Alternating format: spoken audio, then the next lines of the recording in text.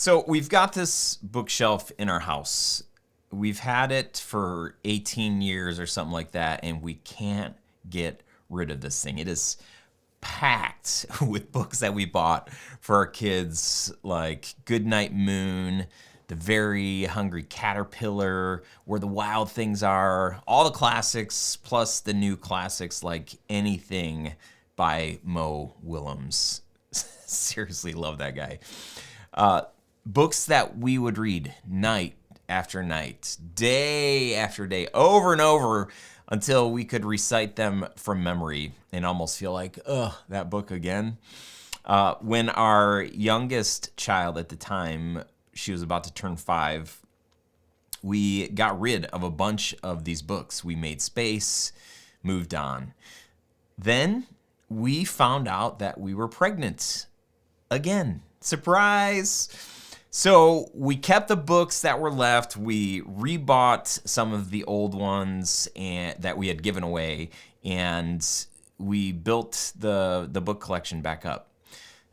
Now, and for the longest time, our kids are way too big for like 99% of the books on this bookshelf. But my wife, Andrea, and I, we cannot bring ourselves to get rid of them.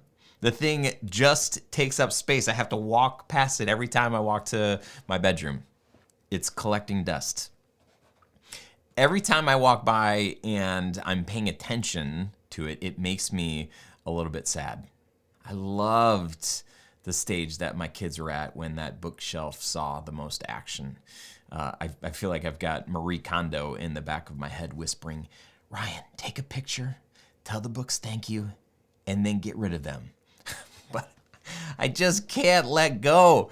And it's not really about the books. It's about the precious hours sitting in a rocking chair, snuggled close with my little one, watching them point at pictures, hearing them practice their words for the first time, the cadence of those stories becoming part of our rhythm together. Those moments stick with me. And that's kind of how I think about where my business is right now. The pulling, the pushing, the wrestling that we've been through since COVID, it has worn me down multiple times, more times than I probably want to admit. Maybe it's nostalgia that's keeping me hanging on. I don't know. But I do know this. I think it's remembering why I got into video production in the first place. It wasn't about the gear, even though the gear was super cool, or the editing software, or even though every time a new software would come out and have upgrades, it was like really, really fun, or even the business model.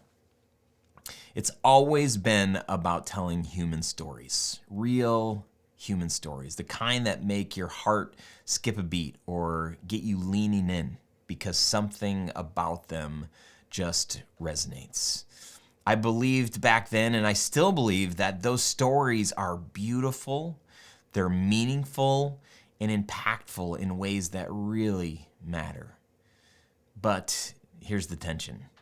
We live in the age of the algorithm. AI avatars, doom scrolling, brain rot. Everyone creating content is optimizing for clicks, for views, engagement metrics, all the things. And honestly, since COVID, I've been trying to build a sustainable, predictable business. You know, the kind that makes sense on paper. And my heart, it's just not into it. I can't not create what I think is meaningful, what has depth, what matters more than just a paycheck or predictable revenue stream. Maybe I'm altruistic, maybe too nostalgic. Maybe I'm fighting a losing battle in a world where doom scrolling is the present reality. But I don't think so. This is what I'm learning. The human experience, authentic, true human stories, will always be the thing that moves us to make decisions. Who to hire, what to buy, what to invest in, where to spend our time. AI can generate a lot of things, but it can't generate that. And as I work with businesses and individuals, even the ones who don't believe there's much of a story worth telling, I'm reminded over and over that this is the work that I care about. This is what makes me come alive. And I'm learning that if I can come alive in my work, I'll help these stories come alive for my clients. So I'm not ready to throw the towel in, just like I'm not ready to throw away that bookshelf, but I am ready to double down on what makes me come alive. Because here's what I'm betting on.